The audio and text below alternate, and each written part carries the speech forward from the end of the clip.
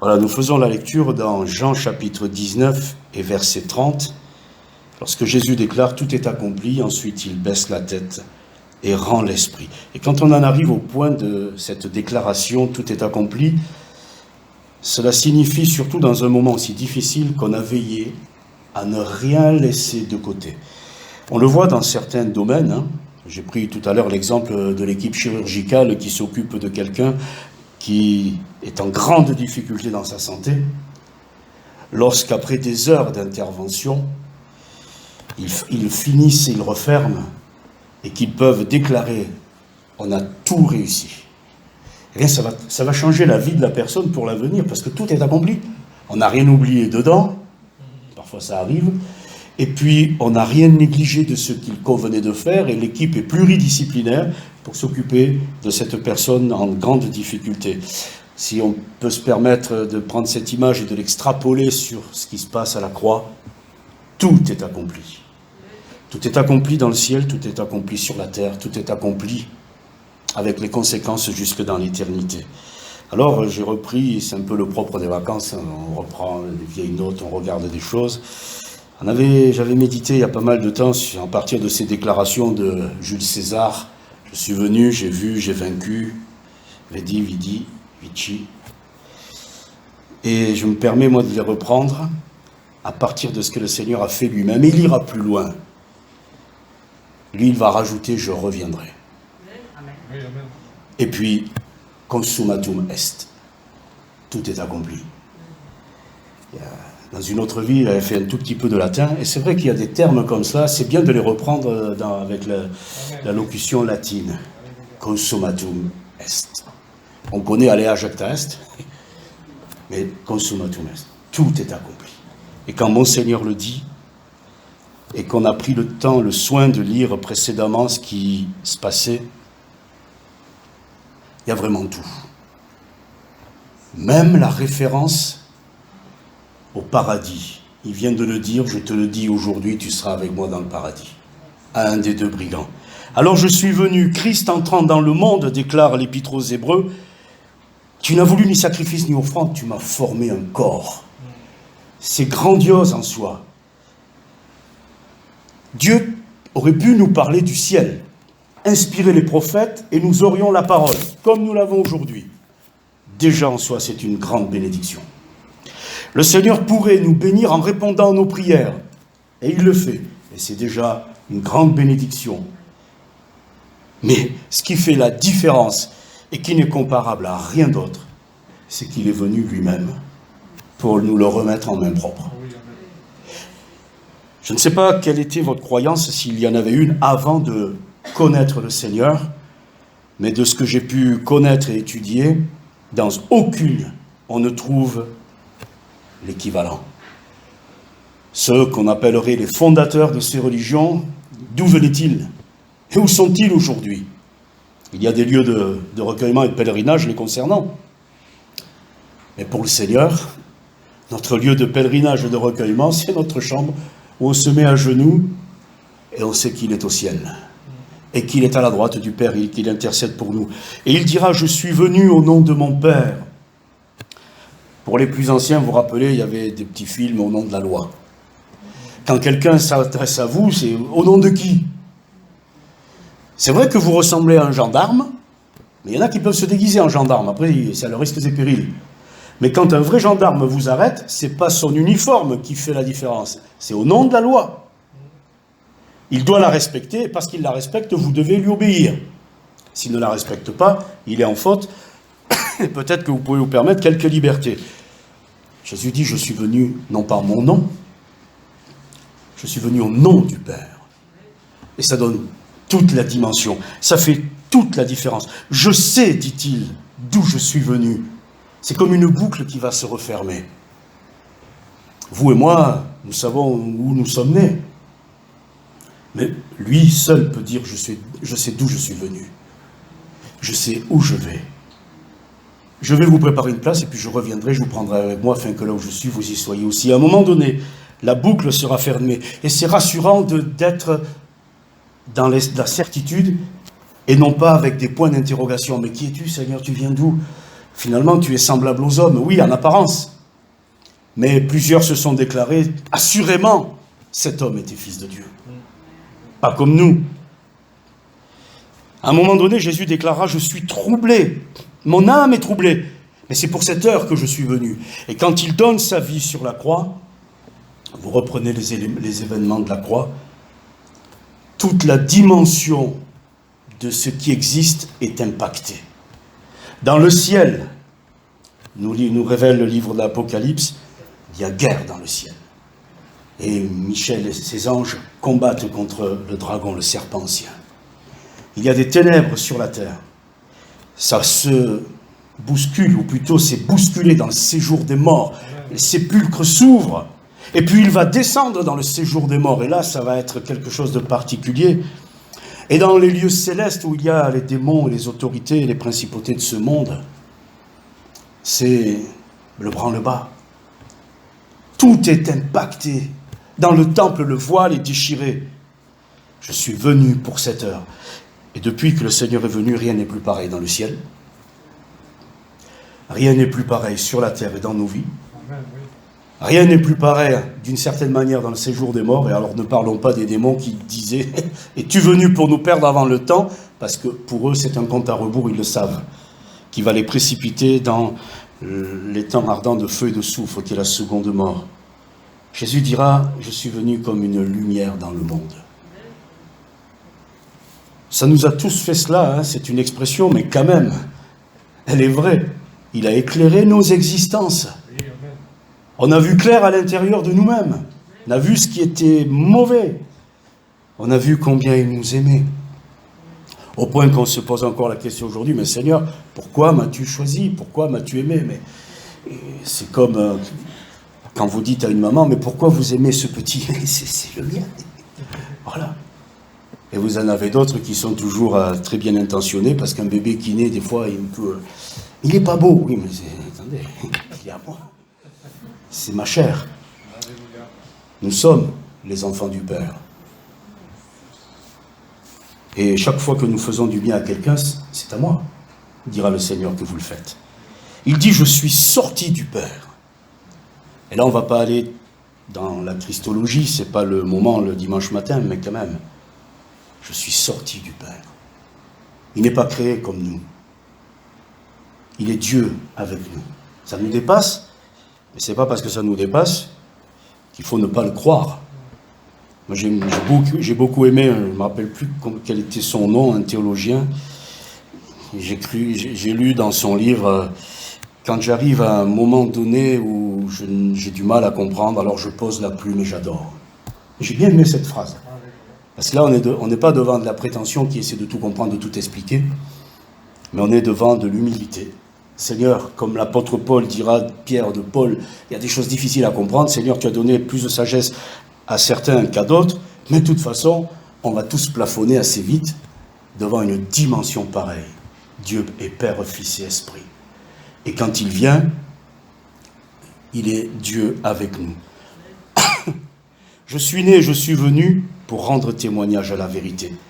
Parce qu'il est venu dans le monde, rien ne sera plus jamais pareil. Et il dit, je suis venu, mais j'ai vu. Je dis ce que j'ai vu chez mon Père.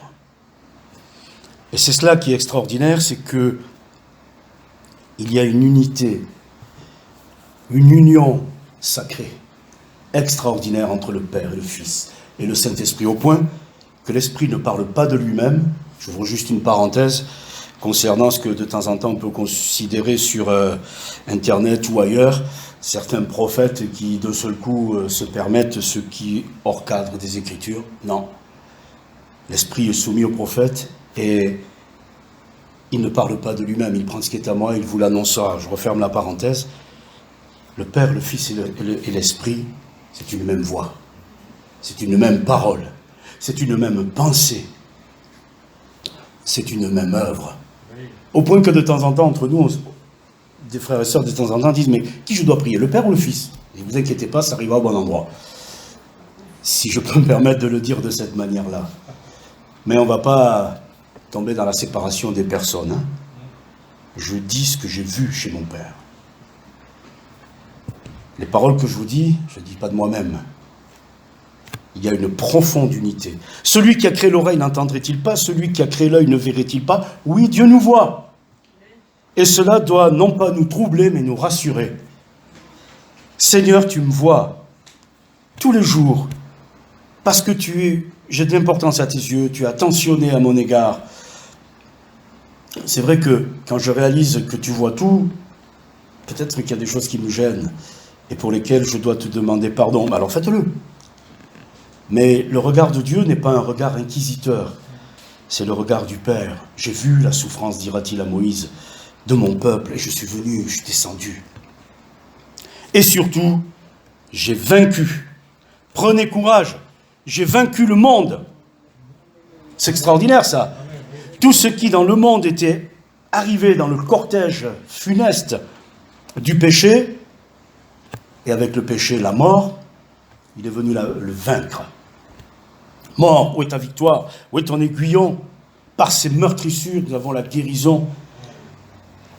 Par sa parole sur la croix, nous avons le pardon. Père, pardonne-leur. C'est pas d'office, c'est pas systématique.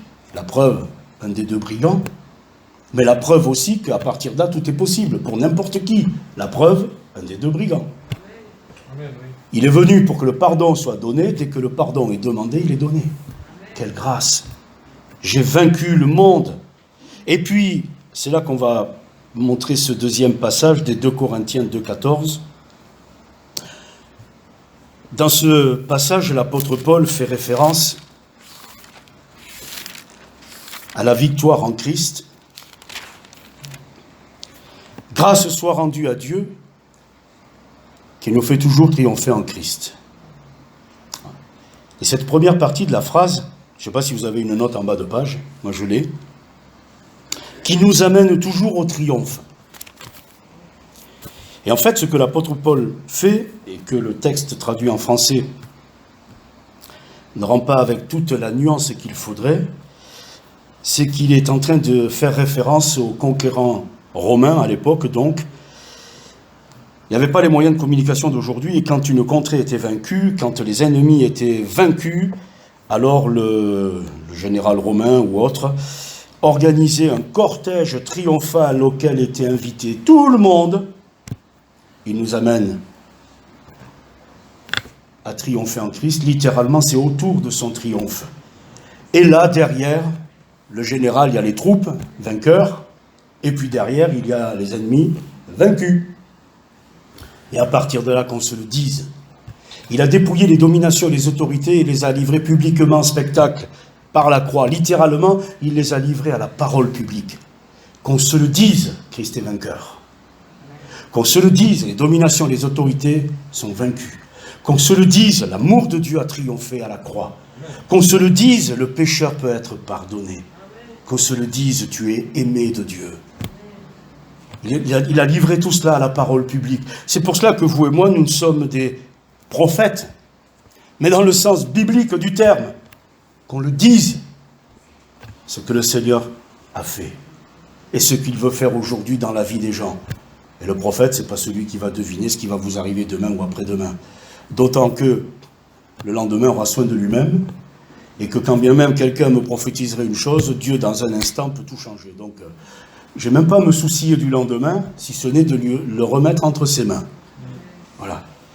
Il nous amène autour de son cortège triomphal. Et quand je regarde la croix, prenez le temps de regarder la croix, de relire ces passages de Luc, de Jean, de Matthieu, à la fin des livres.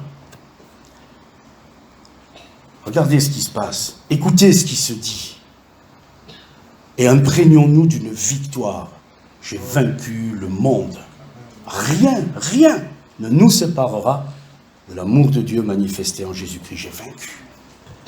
C'est au point que certains, et l'apôtre Paul en fait partie, disent, mais je sais de beaucoup ce qui est le meilleur.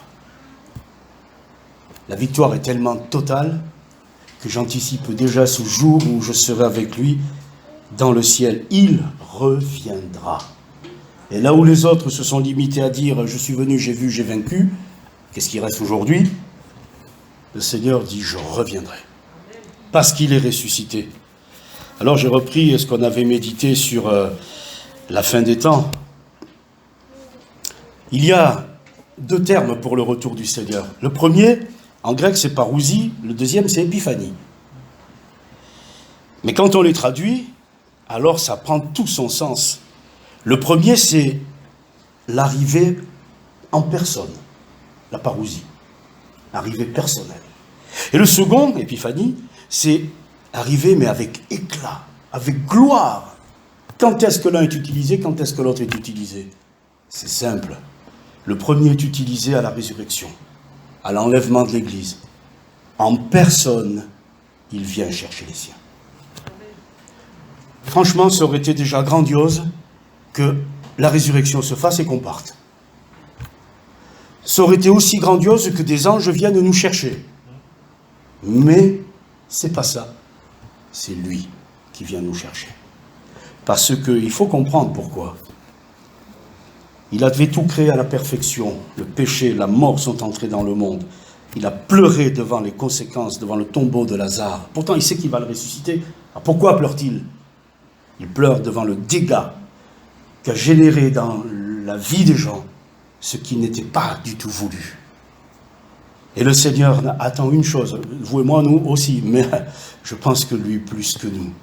C'est ce jour où il va pouvoir ramener à la vie tous ceux qui auront cru en lui. Si nous aimons les rencontres familiales, ça va en être une drôle, j'allais dire sacrée, excusez le terme, de rencontres familiales. Tous ceux qui auront cru, quelque chose de grandiose, et il vient en personne les chercher. Je ne sais pas si un jour une personnalité importante est venue vous ouvrir la porte, non, je ne mérite pas. Et oui, moi on ne méritera pas, mais il viendra quand même nous chercher en personne. Et puis le deuxième terme, l'épiphanie, éclat, gloire, c'est lorsque, après la tribulation, il viendra poser ses pieds sur la montagne des Oliviers. Et là, tout genou fléchira devant lui. Là, c'est l'éclat, c'est la gloire. Je disais tout à l'heure, excusez l'expression, c'est le patron. C'est le tout-puissant. Là, les bouches seront fermées, tout le monde sera à genoux par terre et... Mais quand il viendra nous chercher, avant, c'est en personne. En personne, parce que nous avons de l'importance à ses yeux. Je reviendrai, je vous prendrai avec moi. Je ne vous laisserai pas orphelin. Parlant de la venue de l'Esprit, je viendrai à vous. Et il parlait de l'Esprit que devaient recevoir ceux qui croiraient en lui. Je ne vous laisserai pas orphelin. Le retour du Seigneur, ce sera quelque chose de grandiose. C'est pour cela qu'on revient à la parole du départ, qui est aussi la conclusion. Tout est accompli. Il n'y a maintenant qu'une question de calendrier. Le terme de ce calendrier, nous ne connaissons ni le jour ni l'heure. Mais nous savons que c'est quand même le terme. Et que d'ici là, tout est accompli. Nous ne manquons de rien. Il est avec nous tous les jours jusqu'à la fin du monde. Et pour souligner le fait que tout est accompli, ça le concerne, mais ça nous parle aussi. Il va dire, c'est repris comme cela dans l'évangile de Luc, pas avec les mêmes termes dans l'évangile de Jean, « Père, je remets mon esprit entre tes mains. » Et baissant la tête, il rendit l'esprit. Mais Luc dira, « Père, je remets mon esprit entre tes mains. » Soulignant la présence de Dieu, du Père, l'attention, la délicatesse du Père. Je ne sais pas si vous avez tenu entre vos mains quelque chose de précieux. Moi, je disais donc au premier culte, lorsque nos enfants sont nés dans la salle d'accouchement et qu'à un moment donné, on vous le remet entre les mains, il n'y a rien de plus précieux que tenir la vie. Mais on est au début. Là, on est à la fin d'un parcours terrestre. Quelle grâce de pouvoir remettre notre esprit entre les mains du Père. Confiance totale. Franchement, entre les mains de qui vous remettriez votre âme? Vous remettriez votre esprit. Le Père est capable de prendre votre esprit entre ses mains. Alors il rendit l'esprit, parce que l'esprit retourne à Dieu qu'il a donné, dira l'Ecclésiaste. Mais il ne va pas retourner comme ça. Un ange est venu prendre Lazare. Le Père reçoit notre esprit entre ses mains. Alors que ça puisse être une parole de consolation, parce que de toute façon, ça en est une, concernant des bien-aimés qui nous auraient quittés. Que s'est-il passé après? Ce que nous ne voyons pas, Dieu nous le révèle. C'est moi qui prends l'esprit entre les mains. Et il prend soin de nous. Je remets mon esprit entre tes mains. Tout est accompli. Voilà pourquoi le chrétien aujourd'hui est quelqu'un de fort, de stable, parce que le Seigneur qui a dit « Je suis venu, j'ai vu, j'ai vaincu, je reviendrai », tout est accompli, est avec nous, tous les jours jusqu'à la fin du monde. Que son nom soit béni. Amen. Te rendons grâce, Seigneur, parce que ta parole retentit pour nous avec tellement de force et d'assurance, pour qu'aujourd'hui nous soyons affermis en toi. Je veux te prier pour un bien-aimé, une bien-aimée qui ce matin serait peut-être dans le trouble, dans l'incertitude, pour une raison quelle qu'elle soit. Seigneur, tu viens ôter le doute et tu mets l'assurance de ta présence, l'assurance de ton œuvre, l'assurance de ton amour, l'assurance de ta fidélité. Pour cela, nous te disons merci. Et parce que pour l'éternité, c'est encore toi qui tiens tout entre tes mains, nous te bénissons, Seigneur, merci. Parce que tout est solide. Si ça dépendait de nous, ça ne le serait pas. Mais maintenant, nos destinées sont dans tes mains. À toi la gloire, Seigneur. Amen.